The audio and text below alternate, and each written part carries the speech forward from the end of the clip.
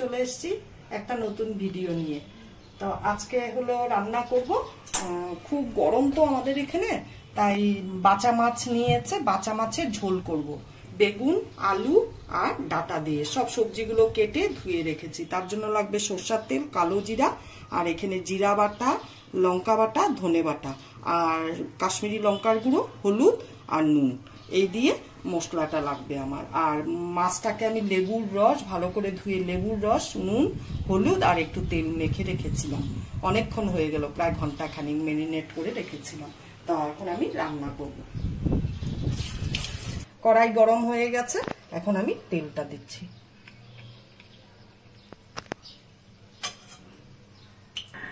তেল গরম হয়ে গেছে, এখন আমি তেলে মাছটা ছাড়বো।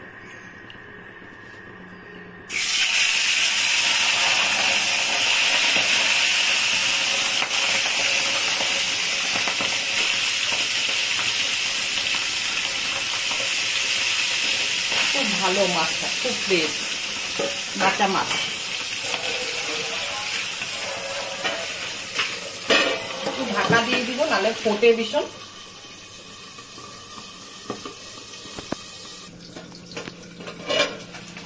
মাছগুলো আমার ভাজা হয়ে গেছে, আমি তুলে দিব।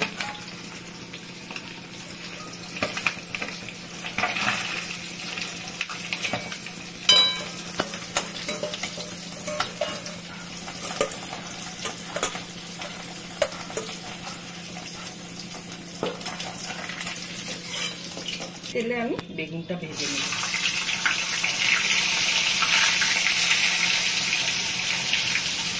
একটু হলুদ আর একটু নুন।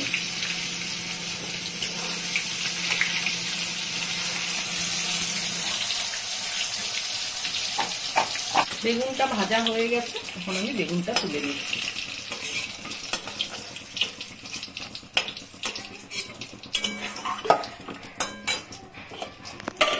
কালো জিরা ফোড়ন দিব। একদম সিম্পল ওয়েতে আমি বানাচ্ছি তরকারিটা, এত গরম।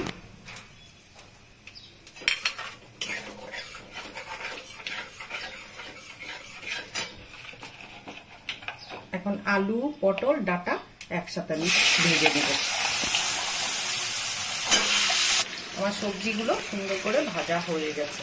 এই অবস্থায় এখন আমি এই যে মশলাটা রেডি করে রেখেছিলাম ওটা দিয়ে দিব, জল দিয়ে গুলে দিয়ে দিব। মশলা মানে একদম খুব সামান্য মশলা দিচ্ছি।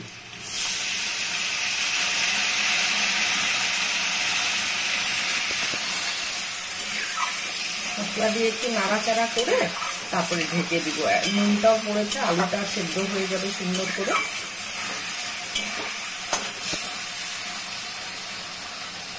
মশলাটা কষাচ্ছি, দেখুন অনেকটা কষে গেছে। আর একটু কষালে হয়ে যাবে আমার মশলাটা কষানো। দেখি সেদ্ধ হয়েছে কিনা। না, হ্যাঁ সেদ্ধ হয়ে গেছে। পটল তো সেদ্ধ হয়েই গেছে, ডাটাও সেদ্ধ হয়ে গেছে। আলুটা একটু ঝোল দিলে ওটা কমপ্লিট হয়ে যাবে সেদ্ধ। ঝোলটা যখন ফুটবে, মশলা পুরো কষানো হয়ে গেছে, তেল ছেড়ে দিয়েছে। তেলটা আমি একটু এমনিও বেশি দিয়েছি, তো একদম পুরো মশলা ভাজা হয়ে গেছে, মশলা দিয়ে গন্ধ বেরিয়ে গেছে। এই অবস্থায় আমি জল দিয়ে দিব।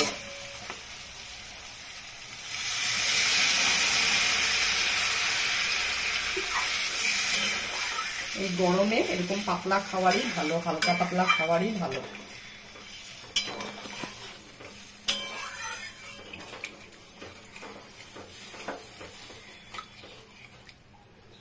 পুরা 5 মিনিট ফুটালাম। এখন আমি মাছ আর বেগুনটা দিয়ে একটু ফুটাবো, তারপরে নামিয়ে নিব মাছের ঝোলটা। আজকে ধনে পাতা নেই আমার কাছে, ধনে পাতা থাকলে ধনে পাতা দিলে পাতলা ঝোলে ভালো লাগে। ধনে পাতা নেই আজকে।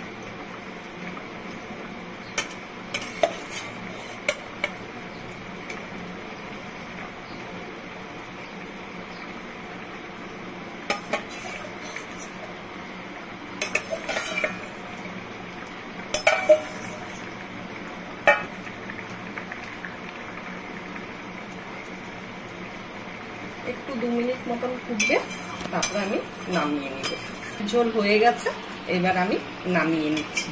দেখুন আমি বেগুনটা কেন ভেজে দিই সবকিছুতে আগে, বেগুনটা গলেও না অথচ সেদ্ধও হয়, ভালো লাগে। সবার পাতে একদম পিস পিস করে এরকম বেগুনগুলা পড়ে, আর একসাথে দিয়ে দিলে কি হয়, গলে যায়, ভালো লাগে না বেগুন। আমি এই জন্য সব তরকারি রান্না করার সময় বেগুনটাকে, বেগুন, মিষ্টি কুমড়া এগুলো সব আমি আগেই ভেজে রাখি।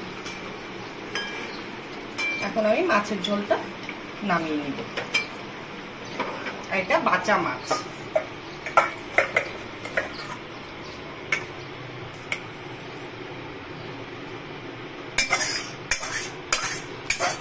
রান্নাটা এখানেই শেষ। তো আগামী দিন আবার নিত্য নতুন ভিডিও নিয়ে আসব।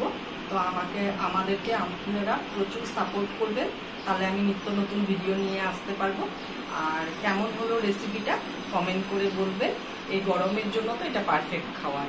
আর ফেসবুক থেকে দেখলে লাইক, কমেন্ট, শেয়ার অবশ্যই করবেন। আর ইউটিউব থেকে দেখলে পরে সাবস্ক্রাইব করবেন আর পাশে দেওয়া বেল আইকনটা প্রেস করবেন। তো থ্যাংক ইউ ফর টাটা আজকের জন্য।